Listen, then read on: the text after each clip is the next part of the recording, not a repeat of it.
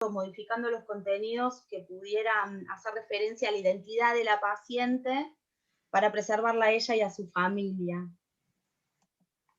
El diario, ¿qué dijo en su momento? Que se trataba de una mujer de 25 años, la cual siempre estaba en comunicación con su familia, pero que un día X, lunes, por la noche fue la última comunicación que tuvo con ellos y esto empieza a despertar la alarma. A su vez, recabando datos, los vecinos dicen que la vieron por última vez al otro día, al mediodía o media mañana, cuando entró a dejar a su perrita y se fue del edificio. Como la paciente no respondía a los mensajes ni a las llamadas, el martes, después del mediodía, fue su hermana al departamento y no la encontró. Y le resultó llamativo que la documentación y la billetera de la paciente estaban en su hogar. Cuenta la familia que hace 2 años estaba estabilizada, que había tenido varios intentos de suicidio y que actualmente no estaba concurriendo ni a psiquiatría ni a psicología. ¿Qué dice el relato policial? Que hay una víctima que se habría arrojado de un piso 12 y que no la encontraban porque había caído a un patio interno de un departamento deshabitado de un edificio contiguo y que había dejado una carta suicida. Y a su vez también remarcan que la paciente había tenido varios intentos de quitarse la vida. Para que ustedes conozcan un poquito más a esta paciente, elegimos un dibujo hecho por ella y un fragmento de un texto que escribió, en donde dice: luces eléctricas que te provocan cosmovisiones, una orgía de drogas inyectables para escapar de este mundo de sangre y verterse al sexo y a las drogas, la aceleración, los puntos y aparte. Sácame de acá, escucho las voces y las voces que voy a liberar. Escritos subcutáneos. Se le informa al lector de los peligros de estos escritos salidos de las vísceras, de las entrañas. Son perjudiciales para la salud mental. Sangre y huesos que somos, arden entre las cenizas de un corazón de cabra, o rituales comparecientes de nuestra alma, o vibraciones infernales de la sinapsis cósmica que nos baña, la locura o danzas alrededor del vientre del advenido. Llamas nos envuelven en la parafernalia de la adicción, la locura y el miedo a esa locura. Sobre la paciente podemos decir que nació de parto normal, un embarazo sin complicaciones y un parto sin complicaciones. Nace en la provincia de Buenos Aires y vive allí hasta el año de edad. Luego sufre 2 mudanzas, una a una localidad vecina y otra al interior del país, pero finalmente retorna a esa segunda localidad donde había empezado la escuela primaria y donde, digamos, vive hasta terminar la escuela secundaria. La paciente relata que a los 8 años tuvo un abuso sexual. A esto lo cuenta por primera vez en la adolescencia. Y los papás ni el resto de la familia tuvieron sospecha alguna de que esto podría haber pasado hasta que la paciente lo cuenta. En un momento ella dice: me manoseó un vecino del barrio. Luego agrega: un vecino de la casa donde vivíamos. Me obligó a que lo toque, me tocó y también me penetró. En otra ocasión lo dice de esta forma: fue el vecino el que abusó, junto a sus hijos, que tenían más o menos mi edad. Realiza la escuela primaria, la termina sin dificultades, tenía buen desempeño.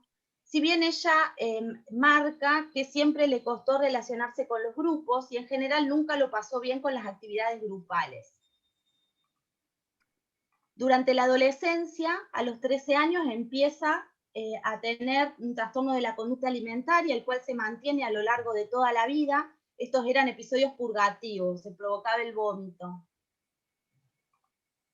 A los 17 años inicia relaciones sexuales, ella se define como bisexual y a lo largo de la vida tiene parejas múltiples y a veces estas parejas son ocasionales. Cuenta que Tiene 3 amigos íntimos, muy íntimos, de la localidad donde vive y con el que hizo la mayor parte de la primaria y la escuela secundaria. Respecto a sus intereses, podemos decir que le gusta el cine, escribe guiones, pero llama la atención que estos guiones cuentan historias oscuras de personas que se lastiman y que buscan la muerte. Le gustan las películas clásicas, le fascina el blanco y negro, las películas mudas y el cine independiente. Respecto a sus dibujos, la familia dice: antes dibujaba hermoso, de manera autodidacta. Ahora los dibujos que hace son surrealistas, psicóticos, cada vez más cerrados. También le gusta la música, tocar la guitarra. Estudió guitarra, piano, luego violín. La familia dice que siempre busca lo más difícil. Quiere tocar como una experta y se frustra y entonces lo deja. Y nunca termina nada. Además le gusta la fotografía y la lectura. A los 17 años decide realizar un intercambio cultural, por lo cual rinde los 2 años últimos de la secundaria libres. Ella dice: conocí un chico nórdico que estaba de intercambio acá y lo vi muy contento. Entonces se me ocurrió hacer lo mismo. Fue bastante simple. En un año pude resolver irme. Mis papás estuvieron de acuerdo y viajé. Me alojé en la casa de una familia. Lo pasé muy mal, extrañaba mucho, llamaba siempre llorando. Era una familia muy tradicional, me obligaban a acostarme a las 9 de la noche, ir a misa los domingos y a no juntarme con determinadas personas. Además, en la escuela a la que fui me ignoraban por ser sudamericana. Me sentí mal porque mis papás hicieron mucho gasto, pero preferí volverme al mes. Luego de esto, a los 18 años se muda a Capital Federal, inicialmente con unas amigas, pero esto no lo puede sostener mucho tiempo porque no le alcanzaba para llegar a fin de mes y se tuvo que ir, se fue a vivir con la hermana. A su vez, a esta edad, y ya en Buenos Aires, inicia consumo de sustancias. ¿Qué consume? Tabaco, 30 cigarrillos por día, cocaína, que por periodos lo hacía de manera intermitente, pero nunca menos de 1 o 2 gramos al día y varias veces a la semana. Consumo diario de marihuana. Alcohol, ella dice que no consume porque no le gusta el efecto. Si bien en ocasiones nos ha referido que sí ha consumido y muchas veces era la puerta de entrada para no poder parar y seguir consumiendo otras sustancias psicoactivas. Sobre el consumo ella dice: he hecho cosas horribles por consumir, no quiero volver a eso. Como les decía, se va a vivir a un departamento familiar con la hermana. La hermana dice al respecto que vivir con ella era muy difícil, no tenía ningún tipo de consideración, se acababa hasta la última gota de shampoo y no avisaba, se aparecía con un vino y de repente salía y no volvía por 3 días, y lo hacía con bolsos de ropa ajena que se los lavaba. De la casa no limpiaba nada y era desordenada. No volvería a vivir con ella. De hecho, lo pasé tan mal que no quisiera vivir con ella nunca más. Yo no podía contar la manera en la que mi hermana vivía a mis papás. Era como un pacto entre hermanas, no decir. Si bien ella nunca me lo pidió, yo sabía que ella se habría enojado mucho. De todas maneras, inicia un trabajo e inicia su carrera universitaria que después a lo largo de la vida fue variando, pero siempre relacionadas al arte. Se pone de novia con una chica, una pareja estable, durante 2 años. Conserva a sus amigos de la adolescencia, de la localidad donde vivió la mayor parte de su vida, pero a su vez hace amigos nuevos. Los papás hasta ese momento vivían en otra localidad. La madre dice: ella siempre tenía gustos distintos, a veces chocábamos porque ella es muy soberbia. Me ha llegado a decir: ¿qué vas a entender vos si no leíste a Borges? Yo a veces la he enfrentado y le he dicho, así como vos, que nunca has leído nada de Hegel. Una vez hicimos una reunión familiar que pensábamos que iba a ser armónica y de repente salió el tema de la religión. Yo no soy católica, dijo. Le expliqué que técnicamente al estar bautizada lo era.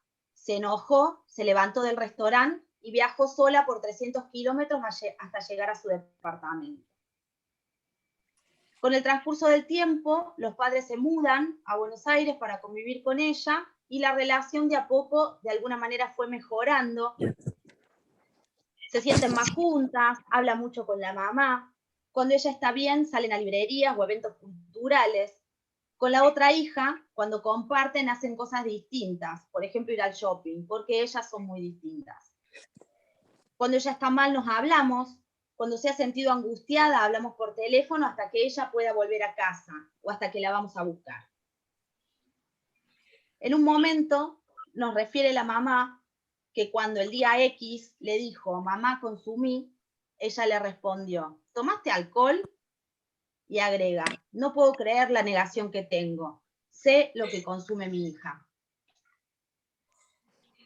El padre dice que de chica no traía problemas, que era responsable, buena alumna, estaba atenta a todo, era una chica brillante. Si había algo que los demás no podían hacer, ella iba y lo hacía. La primera vez que se cortó, vivía con su hermana. La hermana llama por teléfono a los papás para darle aviso de la situación porque entendía que la situación ya era insostenible. Y le dicen, vengan, que se cortó. El papá dice, yo pensaba que había tenido un accidente. Luego nos fuimos enterando que se quemaba desde hacía tiempo. A partir de este evento, digamos, de que los papás descubren que la paciente se autolesionaba, inicia un tratamiento por psiquiatría y psicología por consultorios externos. Y un mes después de esa primera consulta, realiza el primer intento autolítico. La paciente en este momento tenía 19 años.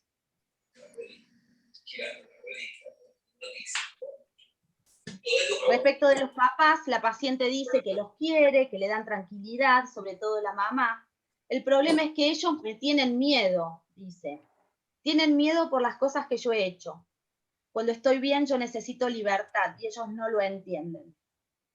En un cuaderno escribe, odio todo. No sé cómo hacer para eliminar ese odio que tengo hacia mis padres, porque al final de todo los quiero y son buenos. Pero yo los culpo por no haber estado en mis momentos malos. En mis años oscuros no estuvieron, y cuando estoy de noche y cuando estoy bien me rompen las pelotas. Yo quiero olvidar todo, salir a caminar de noche por la ciudad, perdiéndome en bares. Quiero volver a mis momentos oscuros. Yo soy esa persona oscura que no sonríe. Estoy cansada de la gente que me dan asco. Te tiran tantos cables a tierra que te terminan ahogando. Y respecto de su hermana, dice que la hermana se pone de parte de los papás, que antes vivían juntas, pero dice, yo he hecho cosas y ahora ella tiene miedo de quedarse conmigo y no va a querer volver a vivir conmigo. Cuando se le pregunta a la paciente sobre el intento autolítico, ella dice que no hubo un detonante para que lo hiciera, pero que la idea siempre está. Como les decía en la anterior diapositiva, en la adolescencia inicia los cortes, digamos, las autolesiones, cortes y quemaduras, inicia el consumo de sustancias psicoactivas, hace atracones y vómitos. Cuando la hermana entonces le da aviso a los papás de esta situación, inician el primer tratamiento. En este primer tratamiento la diagnostican como una paciente en depresión y le dan un antipsicótico a bajas dosis, la citan a los 15 días y agregan un antidepresivo, sertralina 50 miligramos, e inician, digamos, la titulación de un estabilizador, el divalproato, y continúan con la risperidona. Al mes de esta primer consulta, hace el primer intento autolítico realizándose cortes en el antebrazo. La internan por primera vez, tiene una internación de 8 días que en realidad la retiran contra opinión médica, egresa sin diagnóstico y medicada con divalproato 2.250 miligramos día. Los papás hacen otra consulta, la vuelven a internar, esta vez por 7 días, La medican con venlafaxina XR 150, olanzapina 10 y clonazepam 4 miligramos, todo por vía oral. Egresa y es derivada a un centro asistencial para tratamiento interdisciplinar. Mientras duró su tratamiento en el centro, la paciente consume cocaína, 1 a 2 gramos al día, dice que para sentirse eufórica. Hasta que empiezan a abordar terapéuticamente el abuso sexual. Unos días después de que este tema se toca, hace el segundo intento autolítico.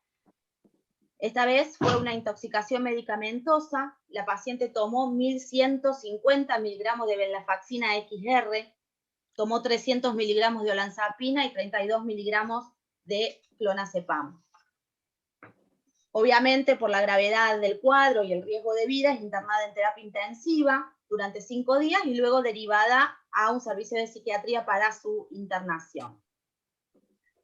La paciente al respecto dice: tomé para pasarme, me quería morir de sobredosis, no hubo un detonante. Siempre estará la idea, desde que soy chica, después de que un vecino abusó de mí a los 8 años, tengo ideas de suicidio. Y me siento deprimida desde la adolescencia. En otra oportunidad dice que a los 11 años ya fantaseaba con matarse, pegarse un tiro, tirarse a las vías del tren, cortarse. Y también agrega que está cansada de ser feliz. Se hace una internación prolongada durante 38 días y egresa con diagnóstico de consumo de múltiples sustancias, estrés postraumático, trastorno límite de la personalidad y distimia. Es medicada con un antidepresivo, paroxetina 20 miligramos, 30 miligramos de olanzapina como antipsicótico, oxcarbazepina 750 miligramos y 5 miligramos de lorazepam. La paciente es derivada para tratamiento ambulatorio en un centro privado de salud mental. La paciente cuenta que mientras realizaba este tratamiento ambulatorio,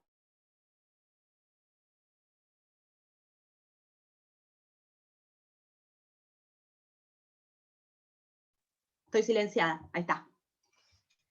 Les decía que la paciente cuenta que mientras realizaba este tratamiento consumía cocaína.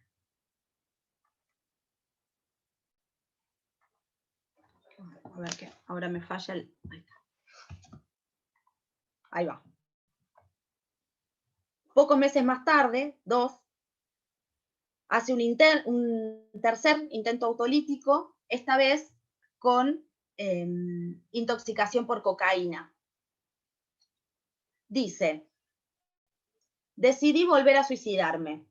Anoche me tomé 3 gramos de cocaína y me corté el antebrazo con una gilet y con una percha de metal.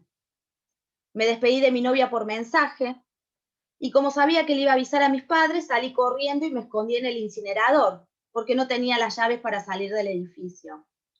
En la casa, digamos, después de estos 3 intentos sucesivos y tantas autolesiones, empiezan a tomar medidas como de restricción, más allá de acompañarla permanentemente. Cierran las ventanas con cadena y candado, las alacenas con candado, los cajones con candado, y ella no podía tener acceso a las llaves para salir del edificio. Cuando salía siempre lo hacía acompañada. Después de 5 días de haber ingresado a la sala de internación, se retira intempestivamente, salta una reja, y al respecto dice: me sentí encerrada, me quemé para sentir dolor y calmar mi malestar, tengo ganas de quemarme y vomitar, yo lo hago para frenar lo que pienso, me calma, no me duele, al contrario, se siente bien y además también se ve bien. Hoy tengo ganas de quemar, hoy en otro momento, digamos, dice: hoy no tengo ganas de quemarme ni de cortarme, pero si lo tengo que hacer porque lo necesito, yo lo hago.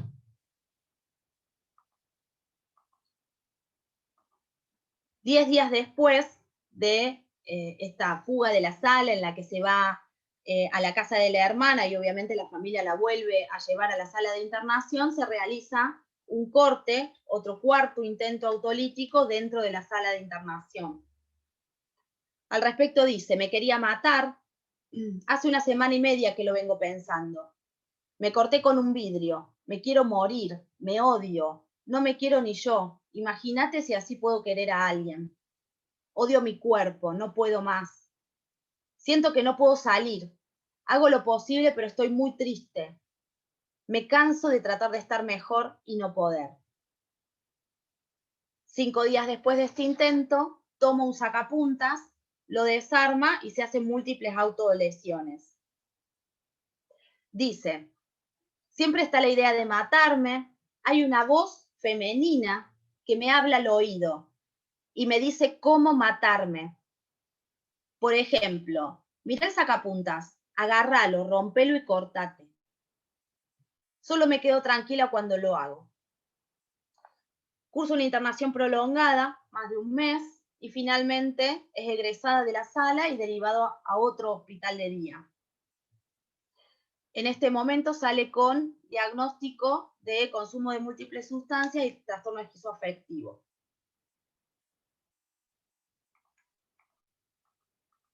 Dentro, digamos, mientras participaba del dispositivo terapéutico de hospital de día, continúa consumiendo e incluso, como tenía tantas restricciones y acompañamiento familiar, consigue comprarle cocaína a otros pacientes.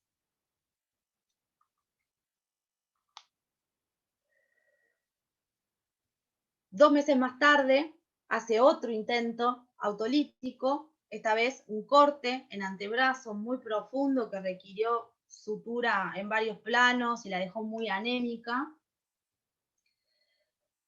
Y al respecto dice, anoche me habló la misma voz de mujer que me hablaba antes, me decía que me corte con más fuerza.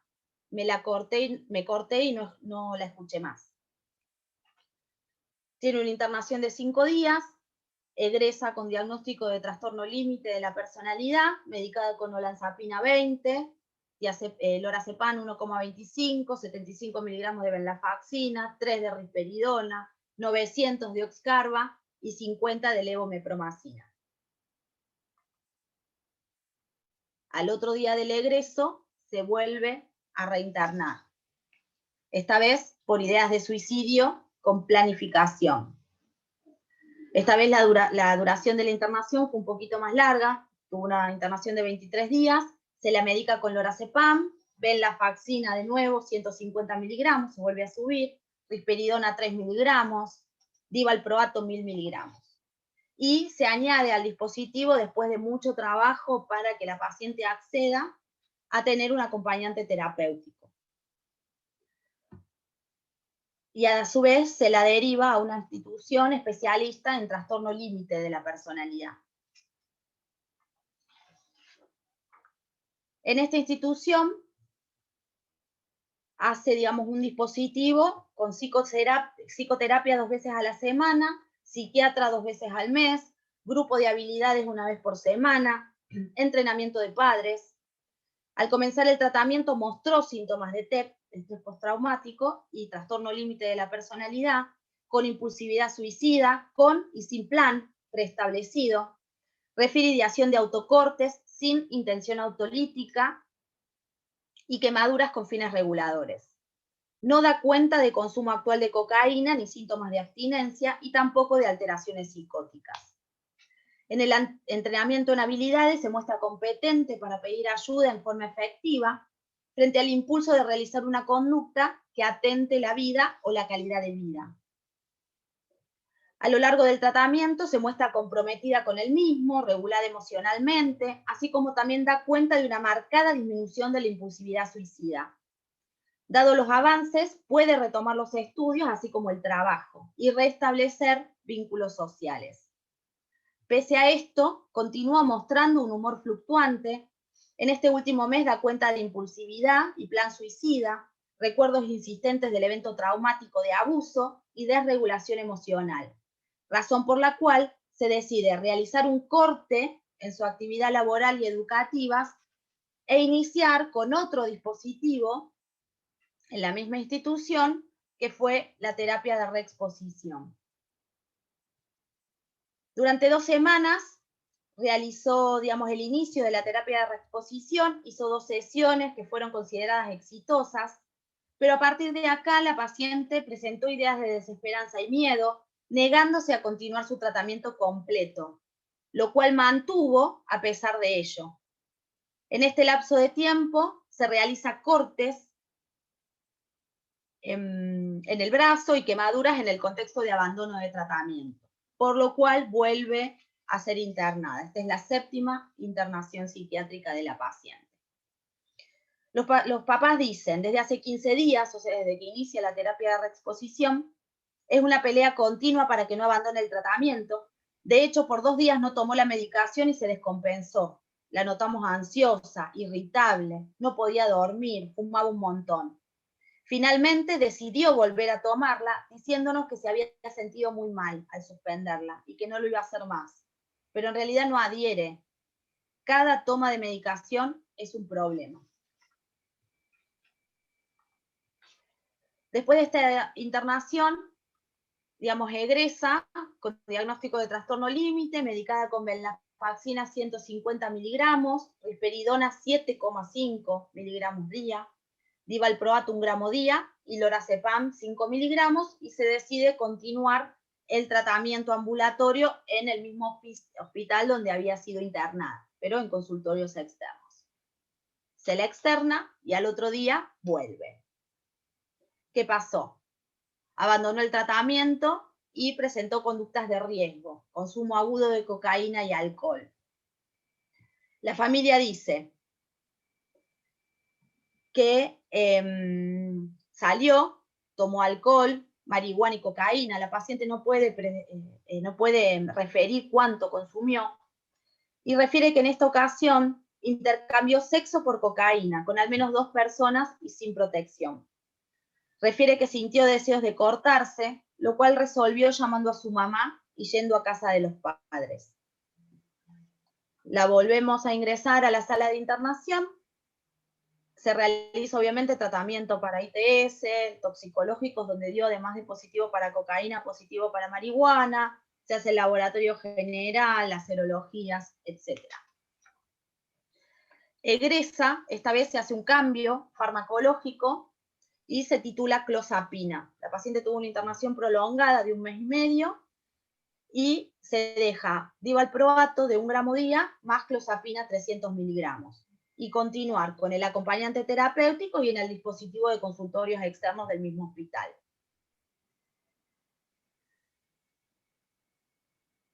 En octubre de ese mismo año hace un abandono intempestivo del tratamiento, vuelve a ingresar, vuelve a tener una internación. Esta es la 9ª internación psiquiátrica en 3 años. Esta vez egresa con diagnóstico de trastorno bipolar.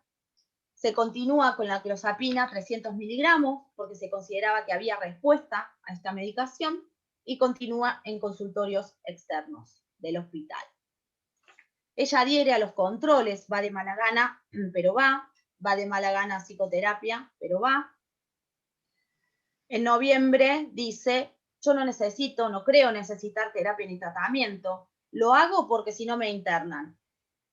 En realidad preferiría estar sin medicación, aunque puede ser que esté mejor con la medicación. De todas maneras, siento que me está medicando y eso me molesta. En diciembre concurre de nuevo a entrevistas con psiquiatría, se acuerda con ella por esta sensación de estar medicada, muy sedada sobre todo, había aumentado mucho de peso también. Se decide disminuir la clozapina a 250 miligramos día. En enero se vuelve a realizar una reducción de este fármaco y la paciente en este momento retoma el trabajo. Esto es enero del 17. En febrero la paciente ya había dejado de fumar, se había realizado un tratamiento con parches de nicotina para dejar de fumar, realiza actividad física y sostiene el trabajo. Al mes siguiente empezaba la facultad, por lo cual demanda insistentemente disminuir la clozapina porque le daba sueño. Continúa estable. En el mes de mayo de nuevo, digamos, se planteaba el tema de la no medicación y el yo no necesito tratamiento en todas las sesiones de psicoterapia, en todas las entrevistas psiquiátricas.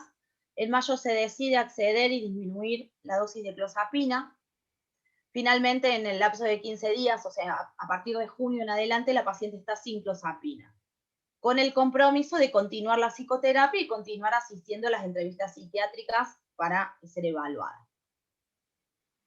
En agosto se accede a darle el alta transitoria a psiquiatría, se trabaja, digamos, en relación a las pautas de alarma para que ella pueda consultar si en algún momento le sucedía algo, volvían estas ideas, pasaba algo más, y con la promesa también de que iba a continuar asistiendo a las sesiones de psicoterapia. ¿Qué sucede? Al cabo de unos meses abandona también la psicoterapia. Se mantiene estable durante un año más, o sea, lleva 2 años de estabilidad, pero luego de un año realiza el 6º intento autolítico, en el cual finalmente logra quitarse la vida, y esto lo hace, como les contábamos recién, arrojándose del piso 12.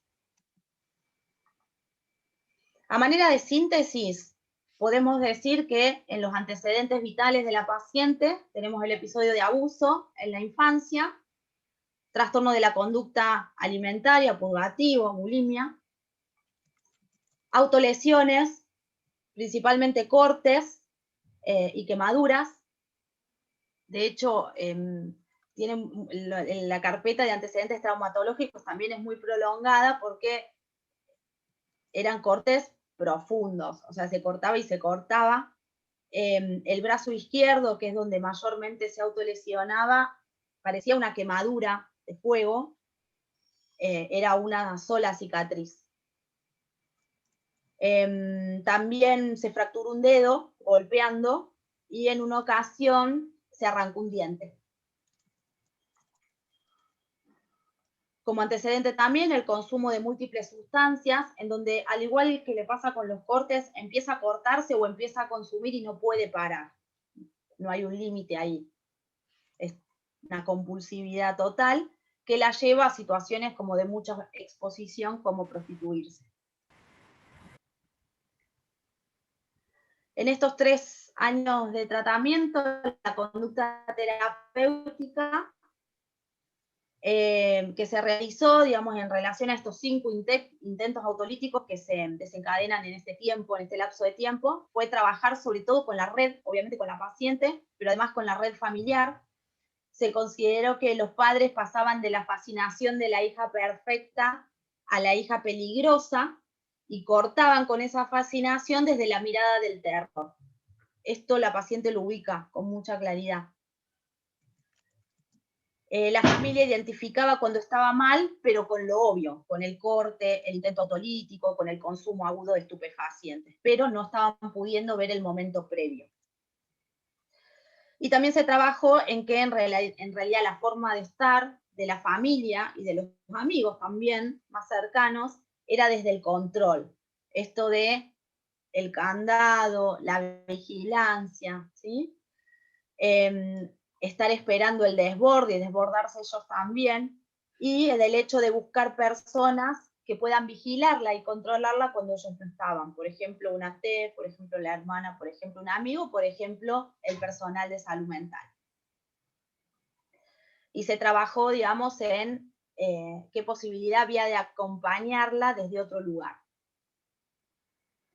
En este lapso de tiempo, 9 internaciones, algunas por los intentos, algunas por abandono de tratamiento, el cual en líneas generales fue psicoterapéutico y tratamiento médico. Nosotros los médicos le decimos tratamiento médico a la vía oral, digamos, ¿no?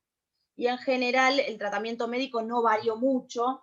En general se usó como antidepresivo la venlafaxina, subiendo, bajando dosis altas de antipsicóticos, risperidona, inclusive llegó a 7,5, olanzapina y después la clozapina, con la que pareciera que tuvo mejor respuesta. Recordemos que la clozapina es un antisuicida, pero bueno, con el perfil de adherencia de los pacientes, de la paciente esta en particular, y la sedación y el aumento de peso, realmente complicó la confianza, la adherencia. Y el desenlace fue este que nos convoca en el día de hoy, que es el suicidio de la paciente. La paciente fue tratada por múltiples equipos de salud, ¿sí? De salud mental, en múltiples instituciones, con múltiples enfoques, fue muy estudiada, electroencefalograma para descartar, por ejemplo, una epilepsia, la organicidad, el ataque de encéfalo sin particularidades, laboratorios múltiples, sin particularidades, por eso tampoco se agarró una ITS, y laboratorios hormonales también sin particularidades. Se le realizó el inventario de Millon para la personalidad, también en múltiples ocasiones. Dentro de los patrones clínicos le podemos decir que el patrón clínico de la personalidad depresivo le dio alto y masoquista también. En patología severa de la personalidad le dio borderline con un puntaje de 108. Síndromes clínicos bipolar maníaco también alto, 91 puntos. Se le realizó también técnicas psicométricas, en general Hombre bajo la lluvia y Bender son los más significativos. En este dibujo llama la atención cómo ella hace el gráfico en el borde, digamos, en el margen superior izquierdo de la hoja. Es una figura que está como muy tirada hacia arriba.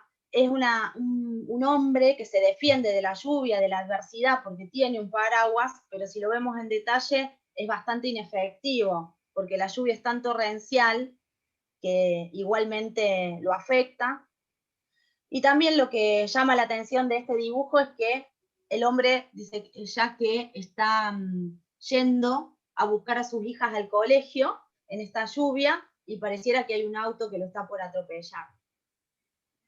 Este es otro Hombre bajo la lluvia, unos meses después, en el cual, digamos, está como más desprotegido, pareciera. Y los Bender, bueno, también la figura tirada hacia arriba, este es del mismo tiempo del Hombre bajo la lluvia del Paragüitas, también las figuras tiradas para arriba, remarca, hay impulsividad, las figuras se chocan entre sí, no las cierra bien. Y este es otra figura, otro gráfico hecho unos meses más tarde, donde, al igual que el Hombre bajo la lluvia, está como un poquito más expansivo, pero las figuras se siguen chocando, remarca trazos, etc. Se le realizó muchas veces el inventario de depresión de Beck, siempre alto, pensando en estados intermitentes de depresión. Un test desiderativo, un cuestionario desiderativo en el cual las catexias positivas fueron libertad, correr, estar tranquilo, movimientos, el cambio, no estancarse, crear, escribir, producir. Y en las catexias negativas, el estancamiento, la inmovilidad, corregir errores, pero lo cual implica borrar y eliminar, ser chiquito, que todo el mundo lo aplaste y que nadie diga que es lindo o linda. Se le hizo un test de Rorschach. El protocolo de la paciente observa un enfoque teórico de la realidad con poca capacidad analítica, lo que le resta practicidad a su desempeño. Hay en general poca energía para las tareas, dificultades en su rendimiento intelectual y laboral, escasa disponibilidad para una labor que implique un ritmo constante y organizado. En una de las respuestas presenta un trastorno de la prueba y juicio de realidad, con una disociación extrema que no le permite realizar la síntesis adecuada y que da cuenta de una perturbación grave de la lógica del pensamiento. Hace referencia al proceso primario y al mecanismo de condensación. Es un fenómeno casi exclusivo del pensamiento psicótico y dentro del mismo típico de las esquizofrenias, si bien puede aparecer también en protocolos borderline, especialmente en las figuras de color, y este fue el caso.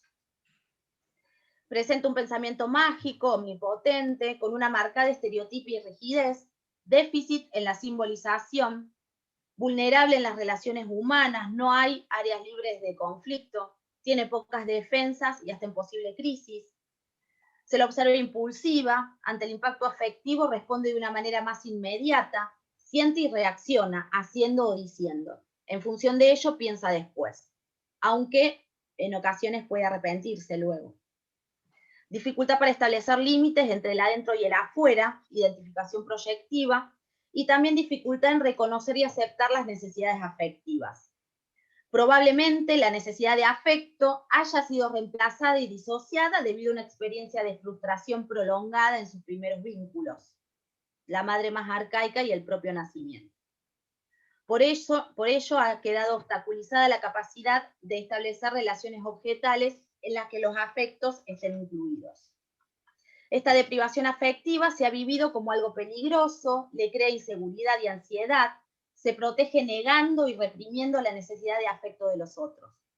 Muestra cierto posicionismo e interés por ser diferente. Hay fallas en la autopercepción de la imagen corporal, reprime su angustia e intenta alejar el problema de sí en tiempo y en espacio. Las situaciones problemáticas tienen más relación con el medio circundante. Los mecanismos defensivos que más usa son el desplazamiento, la disociación, que a veces fracasa, la identificación proyectiva y la omnipotencia. Como consideraciones finales, queremos decir en primer lugar que con la paciente trabajamos diferentes equipos de salud mental, con diferentes enfoques teóricos y en distintos momentos, pero revisando el caso clínico, daría la impresión que al igual que pertinentemente se pudo observar que la familia quedaba en un lugar de fascinación y de miedo, tal vez los equipos de salud mental también quedamos cautivados y fascinados por la presentación clínica polimorfa y extravagante de la paciente, es decir, por el corte, la sangre, la compulsividad, esto de no poder parar. Y a su vez, perplejos e inermes por el miedo que estas situaciones de tanta violencia generaban. La segunda pregunta que nos surge es en relación a la elección del tratamiento. Cuando pensamos alternativas terapéuticas, en general marcamos nuestras estrategias teniendo en cuenta tres ejes fundamentales: la psicopatología, la gravedad y la adherencia al tratamiento. Respecto a la psicopatología, tal vez nos abocamos mucho a tratar de entender y hemos tenido como miradas diferentes. La paciente tuvo múltiples diagnósticos, trastorno límite, depresión, distimia, depresión doble, adicción, trastorno por estrés postraumático, trastorno de la conducta alimentaria, trastorno esquizoafectivo, esquizofrenia y trastorno bipolar. Respecto a la gravedad, me parece que después de lo que les contamos el día de hoy, no cabe duda de que se trata de una paciente muy grave, ¿no? Y uno elige, digamos, también va eligiendo el tratamiento en relación a la severidad esta. Y en el eje de adherencia, bueno, siempre fue parcial e inconstante, muy querellante con los tratamientos, no quería ninguno. De hecho, la paciente nunca quiso hacer ningún tratamiento de ningún tipo, si bien por momentos cedía a ser tratada justamente para evitar la internación, pero en otras ocasiones ni siquiera eso la estimulaba a mantener el tratamiento. Entonces lo que nos preguntamos es por qué todos los equipos mantuvimos siempre en la misma línea terapéutica. Si nos fijamos en general, se mantuvieron los mismos esquemas terapéuticos, variando solamente las dosis. Venlafaxina, un estabilizador de ánimo que pudo ser Oxcarva o valproato, un antipsicótico como risperidona o lanzapina, y finalmente la clozapina, que pareciera que fue la que brindó mayor respuesta. Si bien, de nuevo, la adherencia siempre estuvo muy complicada.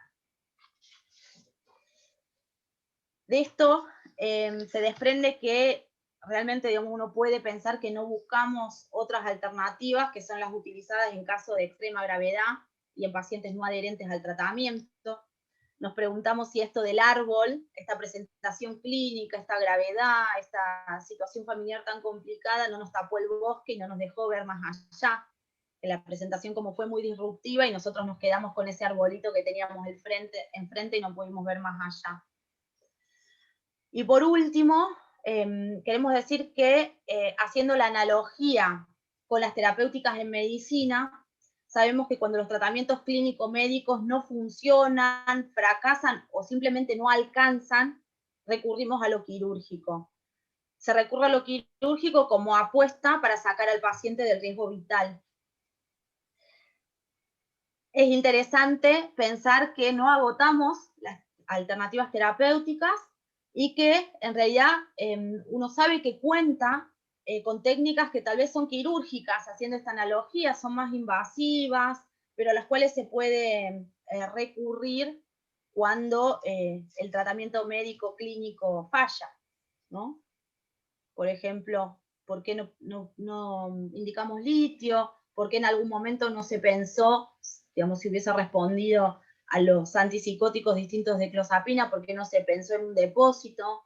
¿Y por qué no se indicó terapia electroconvulsiva? Que en realidad una de las indicaciones de la terapia electroconvulsiva es riesgo suicida grave, paciente con voces de comando que le indican que se mate o mate a otro, ¿sí? Los trastornos afectivos.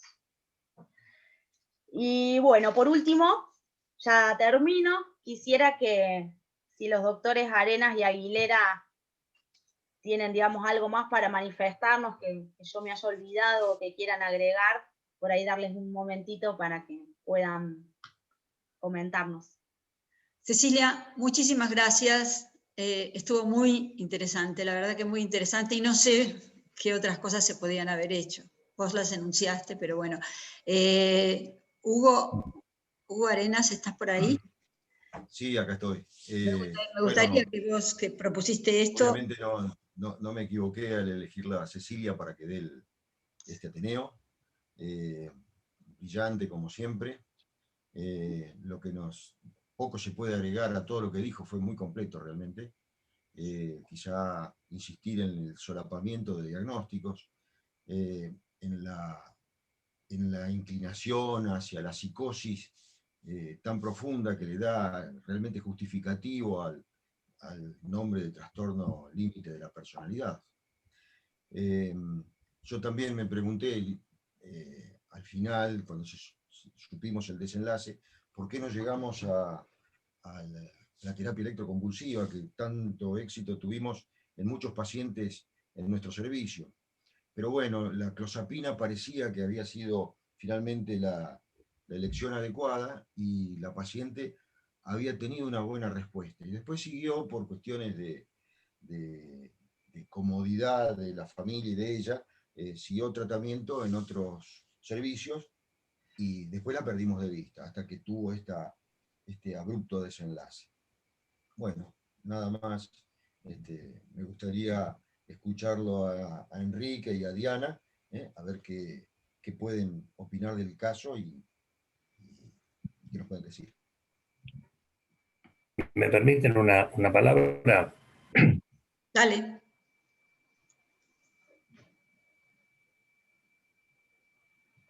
Enrique, desmuteate.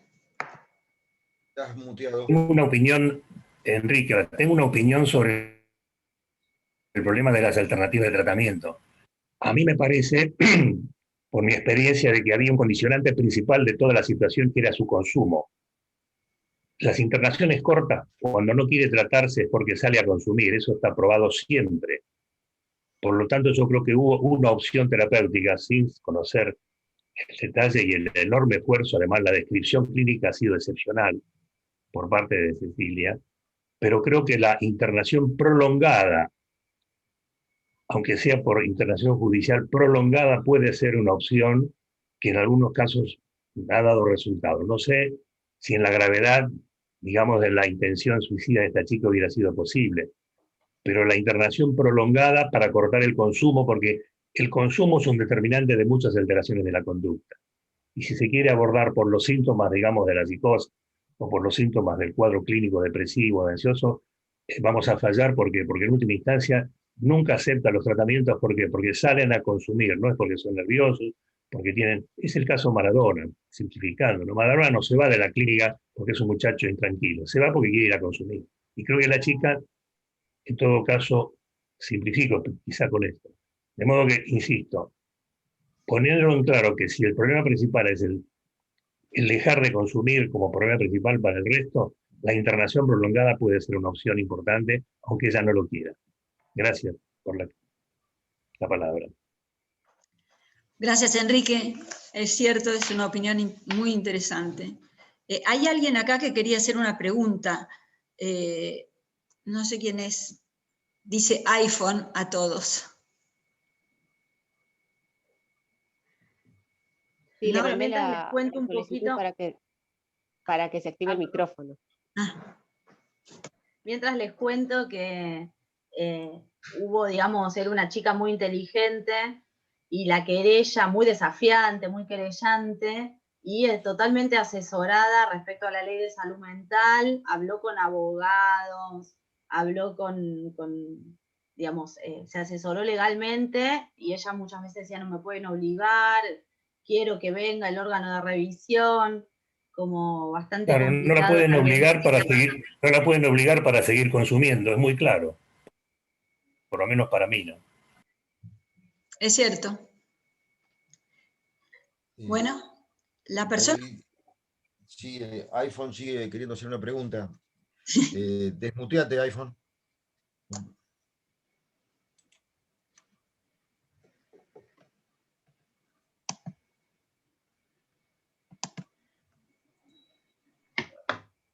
Se pueden desmutear el que tenga que hablar en el zócalo inferior en el ángulo izquierdo.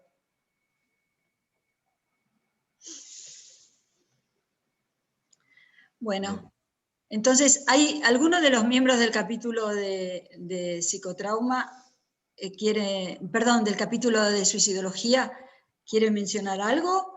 Y si no, le damos la palabra a la doctora Altavilla, que está muy silenciosa. Hola, ¿qué tal? Vamos, Buenos Diana, días. te escucho. ¿Qué tal, Si quiere Andrea? hablar la doctora... No, ¿Qué no, tal? no, Buenos anda. días. Si quiere hablar la doctora Altavilla, hablamos después, no hay ningún inconveniente. No, dale, Andrea. Y... No. Le soy Bueno. A ver, el primer comentario que yo me haría, pero bueno, prefiero que parezca que tiene más ganas de escucharlo a Diana, yo no tengo ningún inconveniente, además le debo a Diana poder haber accedido, así que gracias, Diana, por los datos. Tenemos una relación muy estrecha con Diana hace años. Y no, la pregunta que me hago es esta fascinación que generó, que me pregunto por qué no se judicializó, si se judicializó, ¿no? Pero bueno, como inquietud, más allá de un montón de cuestiones que fui pensando, pero primera Bien, inquietud, muy bien pregunta. pero bueno, cedo el lugar a Diana y después cualquier cosa retomamos. Dale, Diana. Me parece muy interesante lo que aporta Andrea, porque el punto de vista en que Cecilia traía esto de la fascinación, no solo de lo que ella producía en su entorno, sino lo que producía en el entorno tratante, que es casi, yo diría, la clave en casi todas las problemáticas donde el suicidio está ahí nomás, es el riesgo de la fragmentación que estos pacientes con larga historia de sufrimiento, porque Cecilia lo pudo dejar bien en claro, aunque no estaba dicho entre líneas, un antes y un después del episodio de abuso en la infancia. Y no sé, por ejemplo, me preguntaba por qué no había sido tratada en espacios donde se trabajara las consecuencias del abuso sexual. Entonces, es un punto clave rastrear cuando se produce el impacto más relevante. Y yo pensaba, el desencadenamiento, los últimos años de desencadenamiento de los trastornos más graves ocurrieron, no me llama la atención, a 10 años del abuso. A mi gusto, es como algo que golpea la puerta permanentemente a nosotros los profesionales, que tengamos registro de cuáles son los episodios que generan más dolor. Coincido con Enrique que cuando eso queda tapado por toda una parafernalia de consumos y demás cuestiones, tendemos, o muchas veces aparece esa tendencia a desviarnos del eje y creer que el problema está en otro lado. Creo que tenemos que tener presente ese tipo digamos, de recursos patológicos que aparecen en los entornos de pacientes graves, pero sin perder el eje de lo que ha causado el impacto. Yo no sé, obviamente Cecilia y el equipo tratante habrán estado más al tanto de cuánto se trabajó el sufrimiento del abuso, no el abuso en sí, porque vemos insistentemente muchos abordajes donde se trabaja la situación del abuso, pero no el procesamiento psíquico del impacto de episodios como el abuso. Creo que es una falencia que tenemos en la mayoría de los casos, y que indirectamente en el mejor espacio de querer cuidar al paciente y en tantos equipos diversos, digamos, que fue tratada, en esa alternancia de equipos tratantes y profesionales tratantes, no sé cuánto termina revictimizándose el paciente en el relato reiterado de los episodios de abuso y no en el trabajo de procesamiento del impacto. Claramente se había determinado un estrés postraumático que entiendo, haya sido en función del abuso padecido. Pero no es menor, porque si creo que se volvía ese eje y se trabajaba en paralelo con la familia y cuánto registro tenía la familia, no solo del sufrimiento que ella había pasado siendo niña, sino de la casi indiferencia de los padres por ese episodio donde, por desconocimiento, o no sabemos qué, por lo menos no aparece claro en el registro de la historia clínica, estos padres no aparece un relato de registro, reconocimiento y algún intento de reparación desde su lugar de padres más o menos faltantes respecto del daño que ese episodio le causó a la niña, cuando era niña.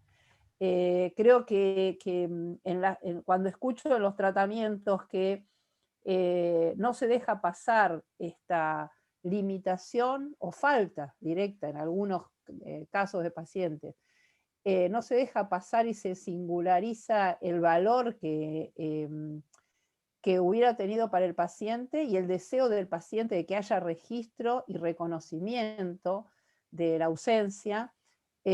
Muchos pacientes empiezan a vivir un alivio enorme sobre un hecho que, de no ocurrir, lesiona más el universo vital, es decir, ¿dónde se para un paciente que no escucha en todo su entorno tratante ni en su familia un registro y un amparo posterior a partir de ese registro? Había un registro, como decía Cecilia, había un registro, pero que era vacilante en ese entorno.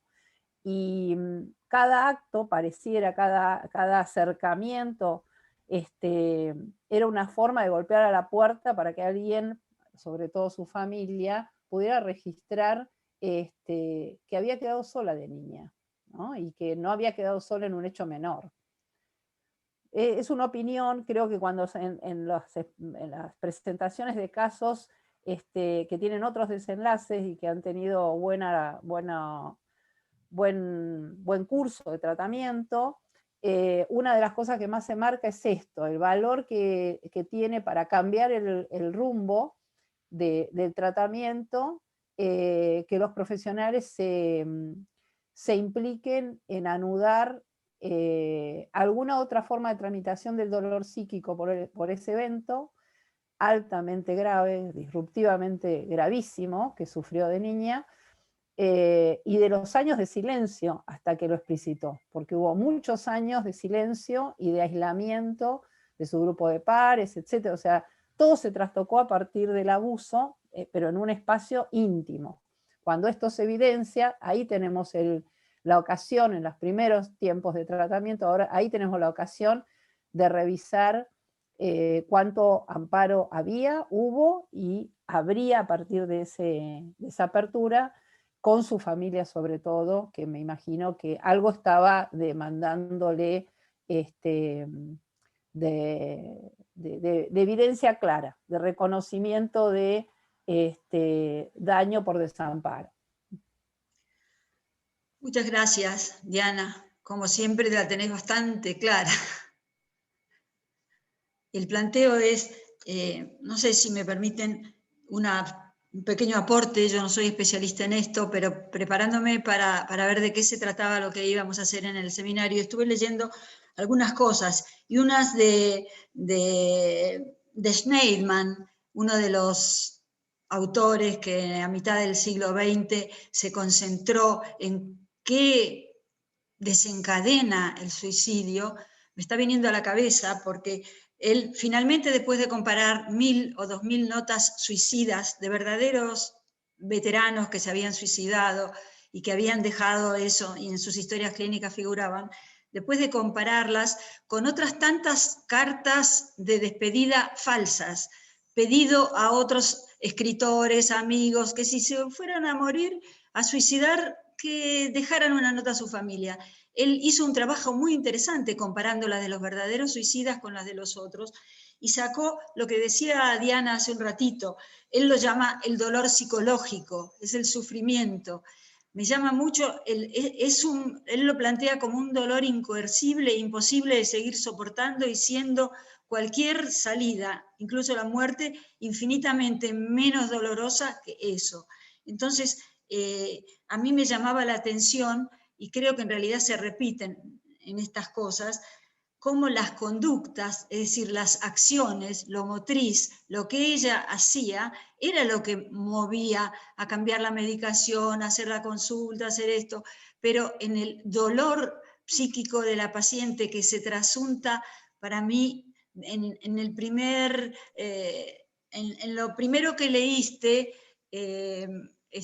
Cecilia, en la que es el texto de ella. Al principio de todo mostraron una diapositiva en la cual está un dibujo de ella acompañado de un texto, que tiene muchas cosas que parecen psicóticas, pero que trasunta un dolor inimaginable, y cómo ese dolor queda tapado por las distintas y explosivas acciones de la chica.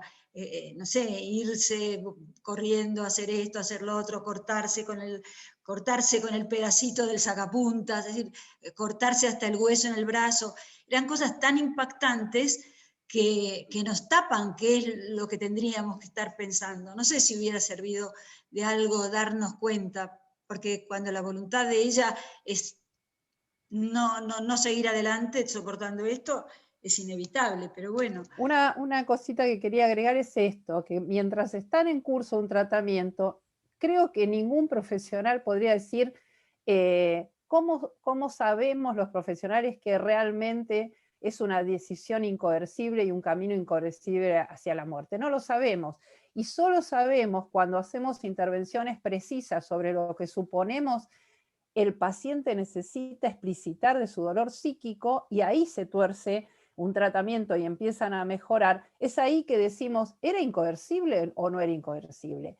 Pero muchas veces tenemos que decir, no vamos a poder hacer nada si hay una decisión incoercible de suicidio. ¿Cómo sabemos eso? Yo apuesto en todos los tratamientos a que nunca hay una decisión incoercible, pero sí una búsqueda sostenida, muda, de que alguien restituya algo, o de la justicia o de la reparación. Y nosotros como profesionales delante de esos pacientes somos los primeros representantes de una sociedad y de su familia muchas veces, los primeros que podemos restituir algo de la justicia que ellos necesitan que alguien diga. Ahí empieza el camino de lo no coercible. Tenés razón, tenés mucha razón. El secreto está en encontrar ese punto.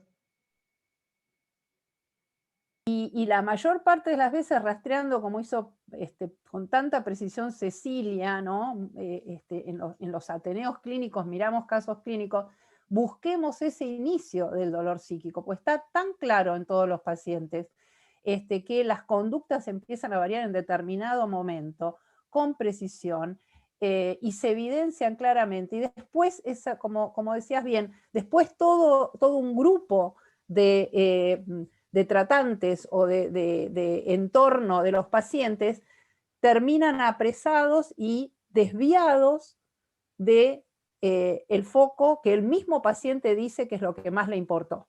Entonces, de ahí no nos tenemos que desviar. De trabajar significa, a mi gusto, registrar cuánto ese nudo primero de dolor psíquico va procesándose. ¿Se ha procesado en los tratamientos o sigue tapado con medicación o contenido, ¿no? Con medicación, yo diría que en este caso le pondría el nombre de sujetado. Se sujetó el dolor psíquico y no se trabajó, o no se pudo trabajar en las terapias por las razones que fuera. Una me parece porque por esta no alianzas terapéuticas que era necesario que se estableciera ya desde el inicio. O quizá por lo explosiva de las conductas de la paciente que hacían que todo el mundo virara a tratar de resolver el problema clínico. Exactamente, creo que lo más importante es no quedar fascinado por la conducta extrema y poder ir al trasfondo de lo que esa conducta está reclamando, demandando. E interrogarlo al paciente sobre Claro, qué le haría torcer. claro, Diana, pero entiendo que al mismo tiempo, cuando uno habla del consumo, cortar el consumo es la posibilidad de poder trabajar eso que vos decís, que tiene como Totalmente herida de profunda. acuerdo, es en paralelo. Mientras siga consumiendo, imposible poder llegar a la herida. Yo claro. lo que creo es que la cuestión es no decir, bueno, tomo una cosa o la otra. La cuestión es trabajar justamente en un plano y sabiendo que es el que me permite trabajar en el otro, en el plano del dolor psíquico. Y que si trabajo solamente en un plano de dejar el consumo, y esto lo dejo vacante, tarde o temprano se retorna a lo que fuera. ¿Puedo agregar algo? Sí, claro. ¿Qué tal? Bueno, primera apreciación, quiero agradecerle a Cecilia toda la generosidad con la que compartió el caso, a todo el equipo. Es un caso que fue presentado muy exhaustivamente, con muchísimas pruebas, de cuestiones que trabajaron, que se trabajó muchísimo, con muchísimo compromiso, así que ante todo, gracias por la generosidad de compartir el material, gracias por invitar al capítulo de suicidología. Hola. Sí. ¿Qué tal? Perdón, me desconecté sin querer, yo era la que quería hacer la pregunta, ahí logré desmutarme. No sé si ya habían terminado. No. Yo soy la del iPhone. Sí, iPhone. Danos un segundito que Andrea termina lo que está diciendo. Perdón, sí, lo que pasa es que se me desconectó y cuando me conecté no sabía que estaban hablando, perdón. Dale, enseguida te damos la palabra. Andrea. Me da pena seguir hablando ahora que iPhone logró conectarse, pero bueno, continúo. No, yo tomo esto que dice Diana del dolor psíquico, porque efectivamente el consumo es una forma de obturar el dolor psíquico, y ella manifiesta muy claramente que se corta para obturar el dolor psíquico, un dolor psíquico que no puede parar. También pensaba en cierto pacto de silencio de la familia, ¿no? Que la madre decía, qué negadora que soy, la hermana diciendo, no les puedo contar cómo vive ella, como que hay algo silenciado, coagulado, que no se puede poner en palabras. Cuando nos llegó al capítulo un resumen clínico del caso, la pregunta que nos hicimos, que yo me hice, es, ¿qué pasó con este abuso? Cuando ella lo pudo decir, pues primero un abuso silenciado que no se pudo escuchar, ¿no? Que sucedió ahí, como siempre, en el entorno familiar. ¿Qué pasó con este abuso? ¿La familia le creyó, no lo creyó, lo tomó? ¿Intentaron algún tipo de penalización jurídica sobre el abusador? ¿Hicieron de cuenta que aquí no pasó nada? ¿Qué se hizo con eso? Porque es muy importante los casos de abuso que hemos trabajado, creo que no llegan al consultorio, que hablan cuando pueden hablar, por supuesto, por eso se fue modificando la ley. ¿Qué hizo la familia con eso? Si le creyeron, si no le creyeron, si lo minimizaron, si buscaron algún tipo de respuesta por la ley, de hacer algún tipo de planteo jurídico sobre ese abusador, porque ahora la ley tiene otros márgenes para penalizar, si no se hizo nada. Suena que quizá la familia no hizo nada. Yo cuando planteaba el tema de la judicialización también lo planteaba de ese lado, ¿no? Cuando no es que la judicialización sea garantía de éxito, pero bueno, es un recurso que frente a un paciente que tiene escasa adherencia al tratamiento, que es característico muchas veces de estos pacientes que no toman la ayuda, bueno, a veces es una opción, es agotar también otra opción de judicializarlo para, bueno, de alguna manera encaminar el tratamiento, porque si no queda como depositado sobre el equipo tratante.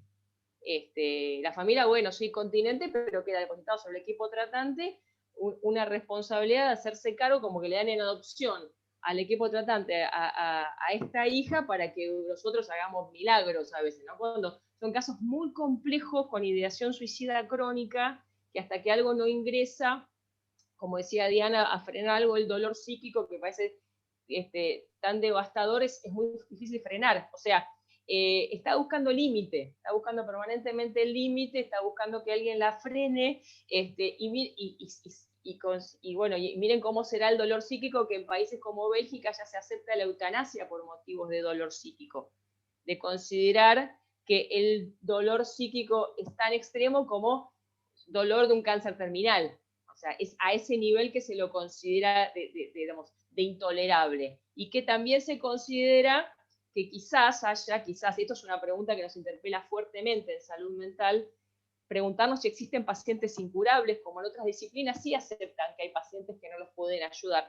Creo que nosotros no toleramos pensar eso, y siempre intentamos, pero en otras disciplinas se entiende que hay pacientes que no se van a recuperar y que tienen que aceptar que no van a poder. Nosotros creo que no, combatimos permanentemente esa idea, que creo que seguimos intentando siempre hasta el final con todos los pacientes. Pero bueno, a grandes rasgos, esta era un poco la intervención sobre, bueno, después era mi pregunta sobre judicializarlo, porque, a ver, estos pacientes que con este diagnóstico tan difuso atacan tanto el vínculo, precisamente no van a ir a buscar un tratamiento. Me hizo acordar mucho a Pizarnik, Alejandra Pizarnik, con la fascinación que generaba, y que de hecho se suicidó en una salida de permiso que hizo del pirobano. Pero bueno, a grandes rasgos esto, sobre el dolor psíquico y sobre estos pacientes que son tan complejos, que frustran, que generan, que cansan tanto a los equipos y que agotan, y que de hecho lo seguimos pensando por todo lo que genera. Creo que a grandes rasgos serían estas cuestiones que quería, estoy mirando mis anotaciones, perdón, que quería hablar, ¿no? Yo subrayé bastante lo del escuchar voces, porque eso inclinaría hacia un diagnóstico de esquizofrenia, ¿no? Pero bueno, igualmente, como siempre, es fácil opinar, ya como se dice vulgarmente, con el diario del lunes, sobre qué se hubiera hecho, porque quienes hemos tenido estos pacientes sabemos lo complejo que es, cómo quedamos tomados, y bueno, y la dificultad que implica, en el desafío que implica en todo sentido, nos interpela en todo sentido y nos toca personalmente. Así que bueno, por ahora dejo hasta acá, e insisto, muchas gracias por el material compartido, que me pareció riquísimo. Muchas gracias, Andrea, tenés mucha razón. ¿Dónde está Sonia? ¿Sonia? No me digas que no está. Bueno, Sonia es iPhone, según mi... No, yo soy iPhone, no soy Sonia. No. Vos iPhone, entonces acá estás, efectivamente. Entonces, yo quería hacer un comentario, una pregunta, y disculpen si por ahí lo que digo no están de acuerdo conmigo. Yo no soy médica psiquiatra, yo soy médica ginecóloga, estuve invitada por una compañera de la carrera de Medicina Legal de la UBA, pero voy a hablar del tema desde otra perspectiva, desde la perspectiva de haber tenido una hermana que se suicidó y de ser hija de padres narcisistas. Y a lo que voy, estoy muy de acuerdo con muchos médicos que hablaron con respecto a la relación del vínculo con los padres. Desde mi humilde opinión, veo una carencia emocional, o sea, unos padres emocionalmente ausentes. Parecerían narcisistas, no sé, porque ya le repito, no es mi especialidad.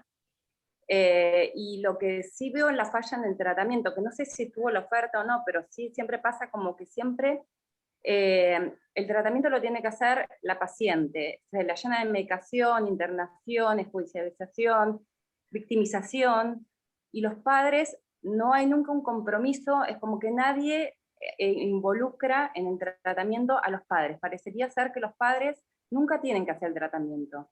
Siempre la paciente es el problema, y quizá el problema sea de los padres, y quizá los padres también deban hacer psicoterapia y tomar psicofármacos, porque quizás sean los causales de esa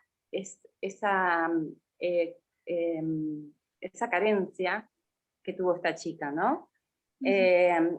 Eso es lo que yo veo, o sea, no puedo juzgar desde el punto de vista psiquiátrico si estuvo bien medicada, mal medicada, judicializada, no judicializada. Lo que sí veo que en ningún momento se trató a los padres, y me parece que habría que tratar a los padres, porque son tan causales como, o sea, la chica es una consecuencia de ese vínculo, ¿no? Lo que pasó. Me gustaría mucho escuchar a los expertos para que respondan esto, porque es muy interesante.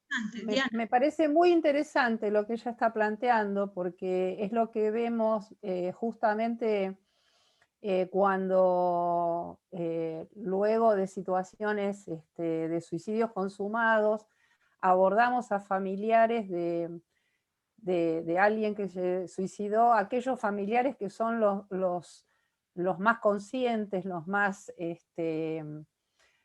que más se animan a no silenciar y que Los menos saben, psicópatas. claro, y los que saben que el hecho no se termina porque alguien se haya suicidado, porque hay una distorsión en los lazos y en las posiciones subjetivas de cada uno de los integrantes de lazos familiares, que siguen afectando, que son de alguna manera tóxicos o semitóxicos para el entorno. Entonces, me parece muy atinado esto.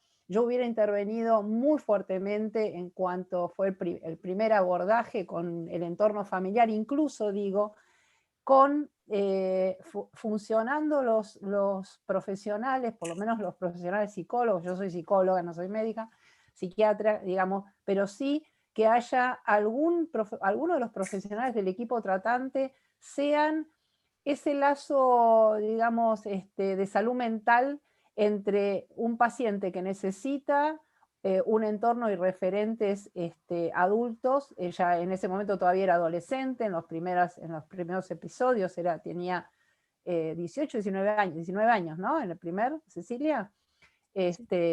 Bueno, y entonces en ese 19. momento coincido que el hecho de tomar la palabra con tratamiento con los padres y en paralelo funcionar en paralelo sería funcionar decodificando lo que no pudieron hacer los padres a la paciente y trabajando en la paciente la necesidad de alguien que funcionara en su rol paternante y maternante, de sostén y de guía, como no pudieron funcionar los padres. O sea, validando que la demanda de la chica era coherente. Creo que ahí faltó algo que suele ser reiterado. Se escucha a la familia, pero se escucha y no se anuncia / denuncia lo faltante. Y cuando el paciente se siente que alguno de los profesionales denuncia lo que no está bien, que no significa cambiar la historia, sino ponerlo en la mesa, ponerlo como evidencia, suele ser uno de los mejores pilares de trabajo para fortalecer la transferencia con los equipos tratantes que vengan de ahí en más. Entonces, creo que los primeros abordajes en situaciones emergentes en los inicios debe dar cuenta de esto que recién decía muy bien Andrea. Andrea, muy bien, no me gustaba decirte Aifo.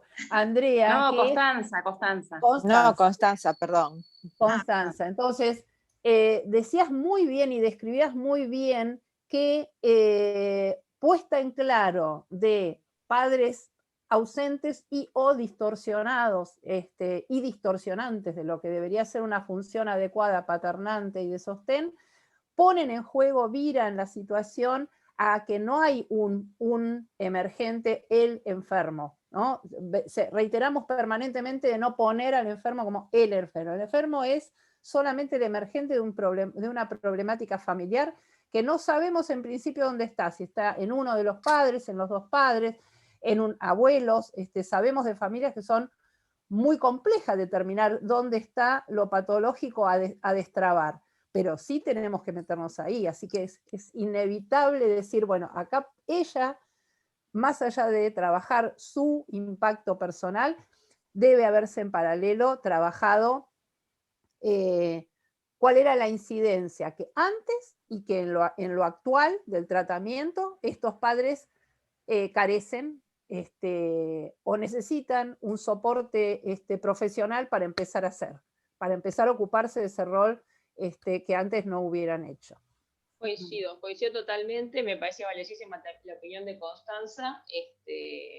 lamento mucho lo que sucedió, y efectivamente así nacieron las terapias familiares, cuando empezaron a abordar las familias de los psicóticos y notar que el más sufriente, el más ruidoso, se hace depositario de toda la patología familiar y queda coagulado en ese lugar, que él es el problema y todo lo más estaría en el grupo de los sanos. Por eso es fundamental la intervención familiar. Pues a mí me preguntaba qué pasó con la familia que deposita, que muchas veces nos pasa que nos depositan a los pacientes, a los equipos tratantes, porque muchas veces hay una resistencia muy grande de descoagular esto, de que empieza a circular algo. Y muchas veces pasa que el miembro supuestamente enfermo mejora y se enferma otro. Entonces se resiste mucho este lugar, se cuestiona mucho descoagular esto, ¿no? Así que sí, coincido con tus opiniones, y sí, me pareció valiosísimo la opinión de Constanza sobre esto que le tocó atravesar. Y bueno, muchas gracias. Bueno, Constanza, te agradecemos mucho porque es muy impresionante que hayas podido decirlo así, y en realidad Muy valioso. ¿Cómo es? Bueno, muchas gracias a ustedes. ¿Qué otras opiniones tenemos con respecto al caso? No, yo quería, bueno, seguir un poco la línea de Constanza, Diana y Andrea con relación al tema de qué rol tuvo la familia, y también parte del tratamiento al exponer a la paciente a terapias de exposición y no de reposición, como dijo Diana en su momento. Y según el relato clínico de la historia clínica que muy bien dieron, durante el periodo de terapia de exposición la paciente presentó desmejoras claras en el cuadro clínico general.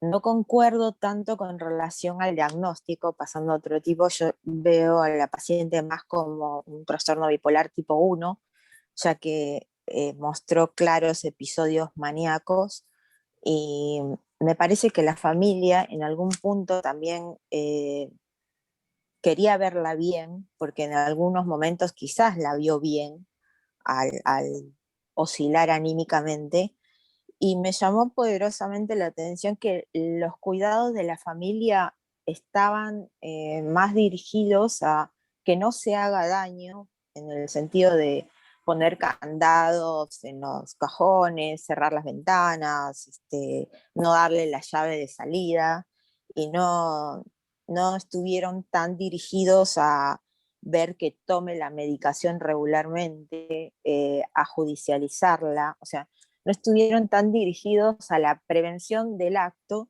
sino estuvieron más dirigidos a que cuando la paciente piense en hacer el acto no encuentre los elementos para hacerlo. Y terminó tirándose a un patio interno del mismo edificio donde vivía. O sea que fueron completamente ineficaces en ese caso. En el eje 2, en el Milon, dio rasgos de trastorno límite de personalidad. Automáticamente ahí se incluye a la familia y debió haber terapia familiar para esta paciente. Ella en todo momento quiso tapar de alguna forma el evento traumático. Eso se nota por el consumo, también por esa situación de intercambio. Ella quiso huir sin éxito, o sea, quiso cambiar su ella. No sé si quería morir o quería ser otra persona, y no sé si en algún momento se le pudo explicar esto. Y también el psicodiagnóstico dio que ella tenía como mecanismo de defensa desplazamiento y omnipotencia. Y ahí queda claro que obviamente ella quería de alguna forma huir, digamos, y desde arriba. Así que para mí queda claro eso, que en algún momento iba a buscar esa forma. Tengo un interrogante. Dijeron que la clozapina había sido uno de los medicamentos que había tenido buena adherencia, que fue el último medicamento que ella tomó. que se bajó la dosis porque había tenido sobrepeso y estaba hipersomne. Pero sin embargo fue, digamos, el último medicamento que se refiere antes del desencadenamiento, digamos. Y coincido también con que no sé por qué no se intentó en algún momento con litio. Me parece muy bien que se haya referido el litio y la terapia electroconvulsiva en una paciente con tratamiento con este tipo de cuadro y resistente. Y terapia familiar, obviamente. Muchísimas gracias por el aporte. Uh-huh. Mariela, ¿qué responden a esto? ¿Quién es? Jorge Olivera. Adelante. Bueno, primero le agradezco al capítulo que me permitan participar y quiero felicitar a Cecilia que me permitió supervisarla en este caso. En principio yo quisiera enfocar la línea de la prevención en el sentido de la evaluación del riesgo suicida. Porque este es un caso que nos permite ver lo que es un riesgo suicida severo. Y tomando puntualmente el caso clínico, dentro de los factores de riesgo, tiene factores de riesgo que están relacionados con su patología psiquiátrica, que ha tenido distintos diagnósticos, desde trastorno bipolar, trastorno esquizofrénico, depresivo con síntomas psicóticos por el tema de las alucinaciones, y que justamente son las categorías de mayor riesgo. La jerarquía, dentro del riesgo, los trastornos psiquiátricos que acabo de mencionar son los primeros en la tabla.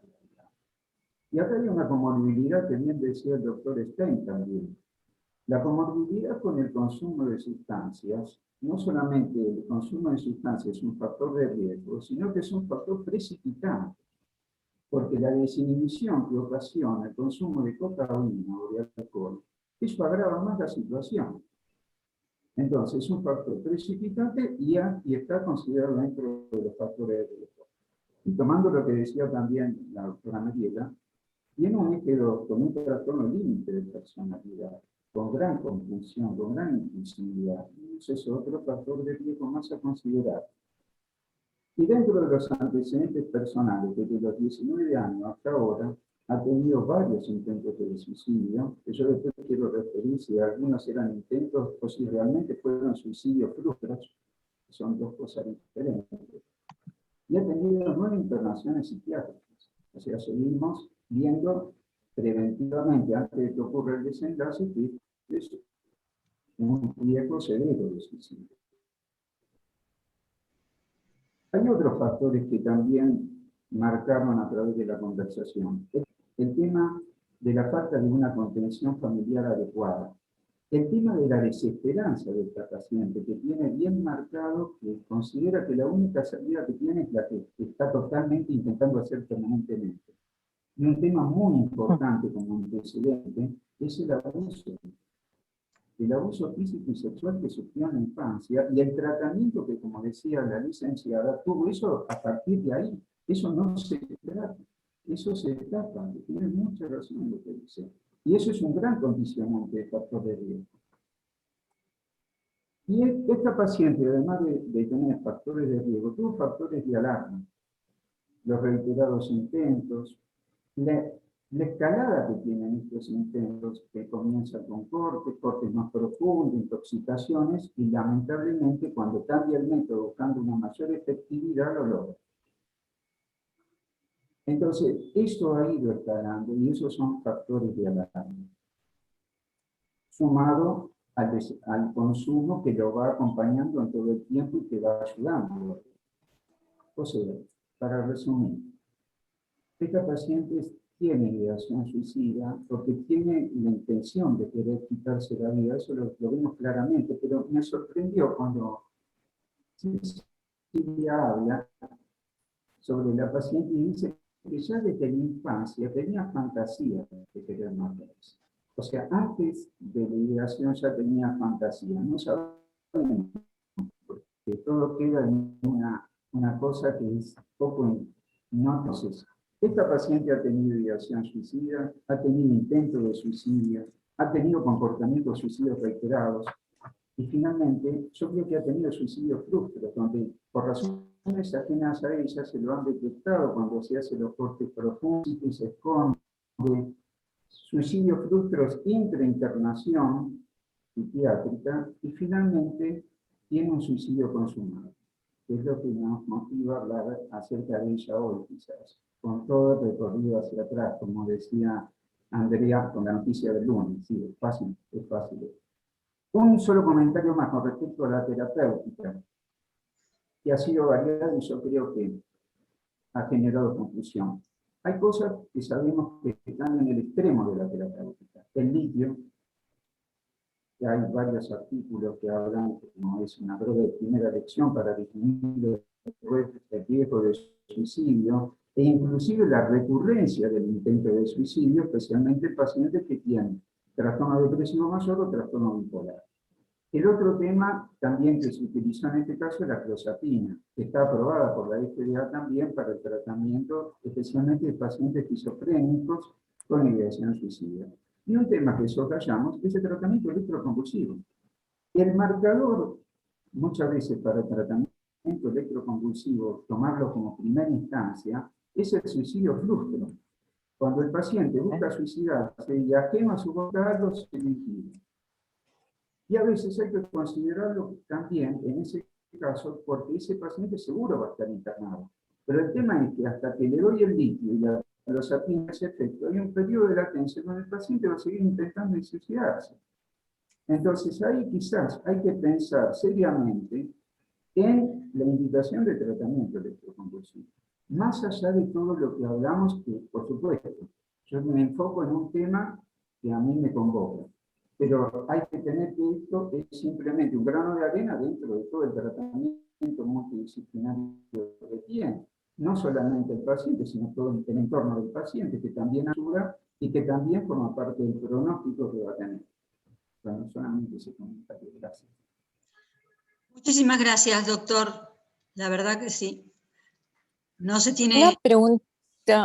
Una pregunta corta para Cecilia. Quería saber si la ideación suicida de ella había empezado antes o después de la situación de abuso, que fue a los 8 años. Bueno, no, después de la situación de abuso, ella marca con mucha claridad, le costaba mucho hablar del abuso, mencionarlo, y tal vez como equipo tratante también uno era muy cuidadoso de cómo abordaba el tema y de no presionar para no revictimizarla, y porque lo que fuimos viendo es que después de que se tocaba el tema del abuso sexual, era una explosión muy violenta, entonces como con mucho cuidado. Ella a partir del abuso empieza, digamos, y relata como con mucha claridad también que se le venían antes de pensarlo, se le venían imágenes de ella matándose de niña, post-abuso. Después esto, digamos, se hace como más una ideación a partir de los 11 años, o por lo menos lo que yo entendí, se hace más una ideación como persistente, pero al principio eran imágenes del corte, del tiro en la cabeza, digamos, ella estaba vinculada también a las armas de fuego, no era una nena que no sabía que existían las armas de fuego y que podían matar, por eso también fantaseaba, como decía el doc Aguilera, sobre eso. Quería responder algunas preguntitas que hicieron como para enriquecer el debate y profundizar en el caso clínico en particular. Respecto de la judicialización y de la denuncia, nunca quisieron. La paciente no quería tocar el tema, no quería exponerse más a relatar lo que le había pasado, y la verdad que los papás tampoco. Acá se imbrica, digamos, una cuestión también laboral, como muy complicada, de estructuras, digamos, de poder ajenas a la nena, en las que la familia está incluida, y la verdad es que nunca hubo una intencionalidad de denunciarlo, de visibilizarlo por la vía legal. El tratamiento de esto siempre fue salud mental, digamos, no hubo otra alternativa. Y también uno se preguntaba si era revictimizarla, digamos, cada vez que ella podía contar lo que le había pasado, que convocaba la escena, no decía mucho más que la escena, digamos, no podía decir sí, sufrí lo más que pudo decir fue mis papás no estaban, y lo que me pasó fue esto, y contaba, digamos, el hecho como ella lo recordaba. Respecto a la familia, sí, se hizo terapia familiar en algunas oportunidades y se les indicó a los, digamos, 3 miembros del núcleo familiar que realizaran, digamos, su psicoterapia individual. La que más, digamos, adhirió fue la mamá estaba en tratamiento, con el papá más difícil, pero sí, eso se indicó como para que ellos puedan trabajar en un espacio psicoterapéutico. También se hicieron entrevistas familiares con la paciente y sin la paciente.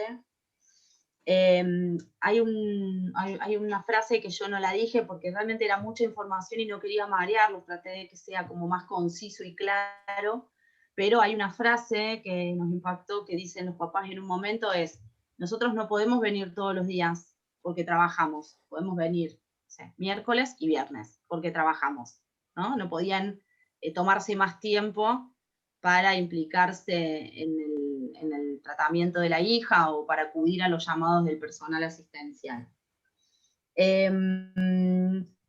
Lo otro, preguntaron de la clozapina. Sí, en realidad con la clozapina lo que yo interpreto que más allá de su eficacia antipsicótica, que funcionó, digamos, hubo respuesta en ese sentido, en la paciente también simplificó mucho un esquema farmacológico que en un momento era, no sé, 12 medicaciones, diferentes grupos, a veces 2, 3 antipsicóticos. Entonces por ahí también la clozapina facilitó hacer en una toma el tratamiento. Se pensó que la adherencia se iba a facilitar, la pudo sostener un tiempo, pero finalmente no hubo adherencia. Y de hecho lo que hablábamos con el doctor Aguilera, que él me lo mencionó y me pareció muy pertinente, digo, seguir intentando el tratamiento farmacológico, más allá que en la internación uno toma medidas como muy violentas también, como el revisar que la paciente tome la medicación, que no le quede en la boca, molerla, digamos, situaciones como que son violentas también, muy agresivas. Una paciente que se provoca el vómito desde los 13 años, ¿cuánto le cuesta sacar el medicamento de su cuerpo? ¿No? También pensando eso. Efectos adversos tuvo, obviamente, llegó a la obesidad, trastornos metabólicos y mucha sedación. Y quería decir algo más. Esto que mencionaron también, bueno, todo lo que mencionaron me parece súper interesante y enriquecedor. No es fácil presentar el error, digamos, es mucho más lindo y agradable presentar el éxito terapéutico, pero me parece que del error y de lo que uno piensa que no hizo bien o que podría haber hecho mejor, sacamos mucho más. Entonces les agradezco un montón los aportes porque a mí también me ayudan a repensar en este momento, después de lo que pasó, digamos, cómo encarar posibles situaciones y qué tener en cuenta. Y esto de los suicidios frustros, yo creo que, no sé si todos, pero creo que la mayoría fueron suicidios frustros porque tenían un potencial de letalidad muy grande y realmente por factores totalmente ajenos a la paciente en relación al control de la familia o el control nuestro, también como profesionales tratantes, finalmente no pudo consumar. Respecto a las medidas, al acompañamiento familiar, estas medidas restrictivas parecían el único acompañamiento posible, o sea, el candado, la cadena, esconder, vigilarte. Finalmente, en la última internación, lo que se había logrado, ella pudo decir que vivir en ese departamento donde había intentado quitarse la vida tantas veces y había sufrido tantas situaciones como muy traumáticas o disruptivas, le hacía muy mal, entonces ella no quería volver ahí, se consiguió, bueno, vendieron el departamento, se mudaron a otro lugar y hubo una convivencia más o menos aceptable, hasta que evalúan la estabilidad, la mejoría, y ella siempre demandó mucho esta libertad, este poder correr, no me persigan y no me rompan las pelotas, dice en un momento, cuando estoy bien, porque yo estoy bien, y bueno, finalmente yo en ese momento ya no tenía contacto con la familia, tuve contacto recién cuando ella desaparece y se la piensa como una desaparición de una mujer joven. Finalmente decidieron que, bueno, que ella pudiera vivir en su departamento y no la vieron venir, nadie lo vio venir. Eso nomás. Cecilia, ¿te puedo preguntar algo? ¿En algún momento se pudo hablar con ella de la cualidad de dolor psíquico que tenía, del tormento ese que era imposible de soportar? ¿O eso no se ponía en palabras en las terapias? Es muy difícil acceso. En realidad ella Desplazada. sí, y además yo creo que ella nos veía como del lado de la vigilancia paterna. No quiero como dar muchos detalles para que no se pueda especificar quién es, pero la institución en la que yo estoy particularmente es una institución a la que pertenece el papá, una institución muy fuerte, que complejiza la denuncia hacia el abusador, complejizaba poder haberlo visibilizado antes, y complejizaba también el que ella haga alianza con nosotros. Yo pienso que nosotros quedamos siempre del lado de la función paterna esta de vigilancia y control. Entonces la apertura de ella era muy difícil. Lo que ella podía decir del dolor psíquico es que sí, tenía un dolor intolerable a partir del abuso, y que lo único que lo mejoraba era cortar, ¿no? La verdad que no recuerdo que haya podido decir algo más. Otra cosa que por eso la pensamos psicótica, ¿no? Claro, me llamó también la atención ese mensaje en que dice: estoy harta de estar bien. De intentar estar bien. De intentar estar bien. Y no poder. Cansada de ser feliz. Cansada de intentar ser feliz, cansada de intentar estar bien. Se tiran tantos cables a tierra. De intentar. Intentar, capaz que no lo escribí bien, pido disculpas. No, no te preocupes. En realidad los pacientes suelen quejarse reiteradamente del esfuerzo y la demanda de esfuerzo que se les pide sobre el tema de la mejoría. Entonces, creo que si no hay alianza terapéutica en el sentido de que perciban que los profesionales que los tratan sostienen el esfuerzo del tratamiento a la par de ellos, es ahí que pueden sentir que no están solos en la consecución de una mejoría. Y tal vez ayude un poco en algunos pacientes. Me parece que ahí había una alianza, sustrato, como vos decís, que no le permitía a ella terminar de sentirse con una transferencia buena, sostenida y construida, que le permita pensar que los profesionales tratantes no iban a estar dependiendo, a su vez controlados por otra situación.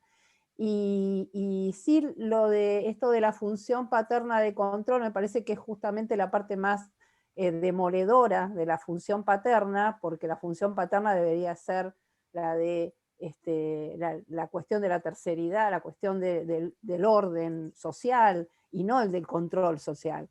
Entonces, estos ojos que ella dibuja, me parece que dan claramente en el clavo de hay un exceso de control y una carencia total de cuidado. Vamos. Sí. ¿Alguien más tiene alguna Cecilia, quería preguntarte algo. Entiendo que así en líneas generales la familia tenía ciertos conocimientos de salud mental al estar en parte involucrada en el sistema. Al dejarla vivir sola es porque la vieron bastante bien. O sea, ella tuvo periodos en los que estuvo aparentemente teniendo una vida normal. Puede ser eso porque, o sea, obviamente vos nos contás la historia clínica, las partes patológicas en las que requirió tratamiento, pero quería saber si justamente antes del desencadenamiento ella tuvo un periodo en el que estuvo completamente normal, o al menos normal a la vista de su familia, digamos. Sí, desde que, no sé si quieren que les ponga la pantalla, voy a intentar mientras hablo, desde que se entera la familia de las autolesiones, eso fue a los 19 años. Al mes, o sea, inmediatamente empiezan un tratamiento, al mes el primer intento. Del primer intento al quinto, que fueron como muy seguiditos, inclusive algunos en el transcurso de días, muy disfuncional. Se intentó que retome el trabajo, se intentó que retome el estudio, pero no podía. Pero después de la última internación, del último intento y de la última internación, que en realidad fue por falta de adherencia al tratamiento, hubo una mejoría. O sea, no sé si ven mi cursor, pero a partir de acá, del 10 de octubre del 2016, en adelante hubo una mejoría. El primer año, en acompañamiento nuestro, digamos, del equipo de salud mental, ¿sí?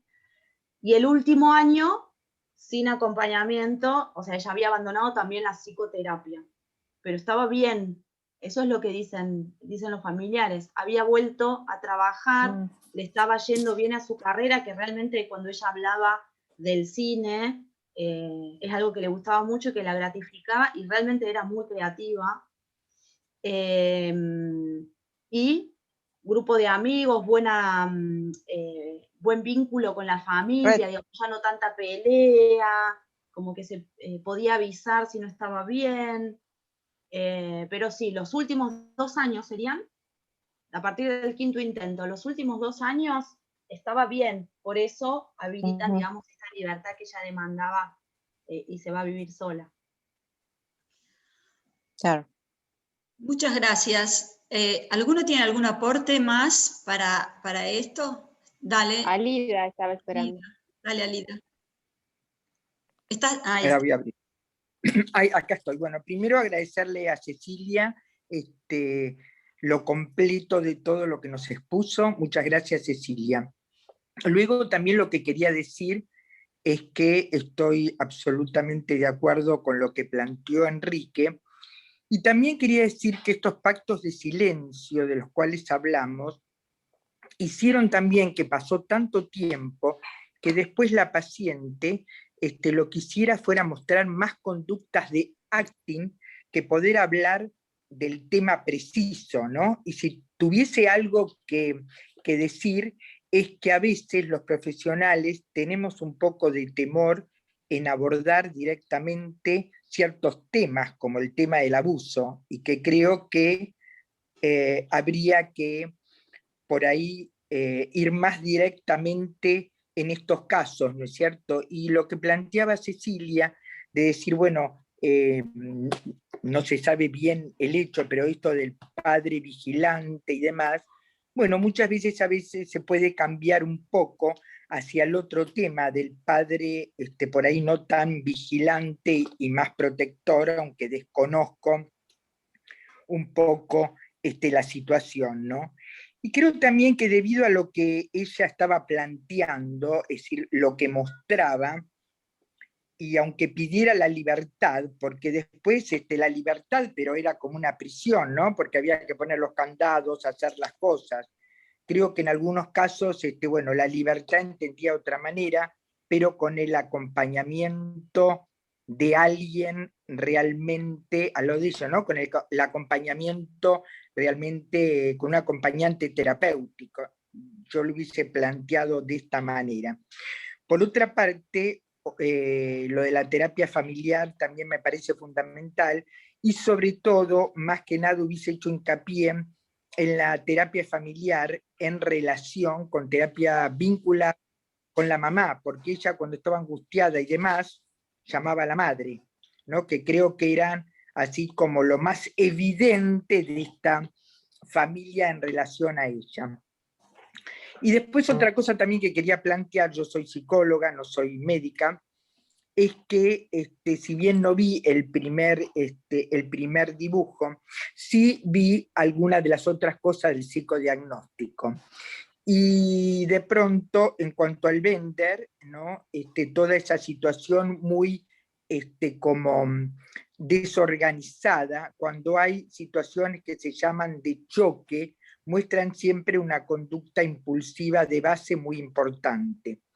Y también quería agregar que en el test de la persona bajo la lluvia hay toda una investigación hecha que cuando las personas ponen el paraguas, o sea que hay cierta defensa, pero el paraguas no sirve para todo lo que cae alrededor, siempre se trata de una persona, se tratan de personas depresivas muy importantes, ya cercanas a la melancolía.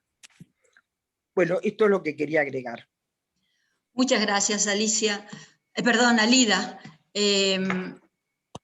Creo que se nos está acabando el tiempo, así que agradezco enormemente, sobre todo a Cecilia y a Hugo Arenas, por haberse jugado a presentar exactamente lo que termina siendo un suicidio. Siempre cuesta, tenés toda la razón del mundo, presentar y pensar, habría que haber hecho esto o lo otro. Eso es sumamente doloroso, pero es cierto y a lo mejor nunca se podía haber hecho otra cosa.